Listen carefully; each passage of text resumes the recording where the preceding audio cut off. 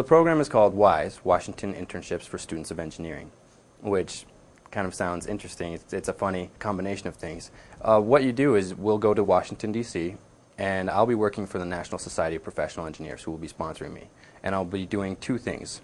I'll be writing a paper on a topic of interest for both them and I, which will probably be involving water somewhere, whether it's pollution control or water resources problems in the Southwest. And so the National Society of Professional Engineers will kind of mentor me to write that paper at the end with the intentions of maybe being published in one of their publications. And the other thing that we will be doing is following congressmen to congressional committees, congressional hearings about technological issues and issues involving engineering policy, the laws that are written that govern all of engineers. And many of the congressmen that we'll be working with have backgrounds in engineering.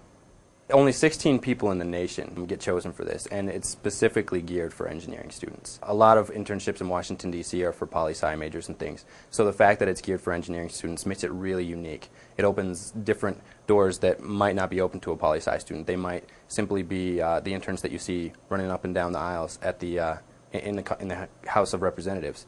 Ours will be completely different. We'll actually be doing research in the Library of Congress. We'll actually be providing a service to the society that sponsors us and to the congressmen that we work with.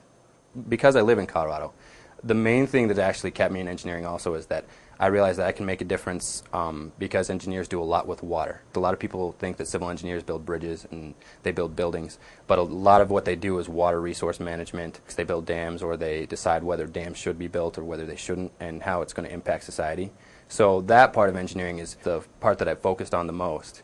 And so I hope that I can get involved in public policy or owning a business that's going to do something to preserve water resources or to benefit somehow Colorado and the droughts and things, somehow curb those effects.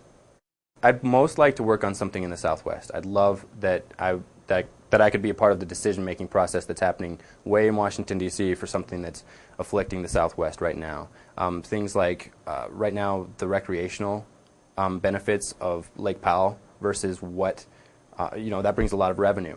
At the same time, it also creates a lot of evaporation when that water could be released and sent down to other places to feed other cities' water supplies. So that's a big issue because the people who live there at Lake Powell make a lot of money each year on recreation, and yet if we send it down through the shady canyons of the Colorado River, it would conserve a lot of water because there's less evaporation from rivers than there is from lakes. So I think it would be amazing to be able to work on something of that magnitude all the way in Washington, D.C. I think CSU is a great fit. A lot of people said, oh, if you're doing engineering, you should go to Mines or you should go to MIT, you should apply to these big engineering schools. But I think CSU has been so good as far as I've learned a lot about engineering and a lot of the things that I'm interested in. The professors have been really nice and have helped guide me through the whole process really well. And coming from a small town, it was really nice to adjust. All the professors kind of took me under their wing and helped me make decisions. So I found that I love it. They were right. It is a great program to be in.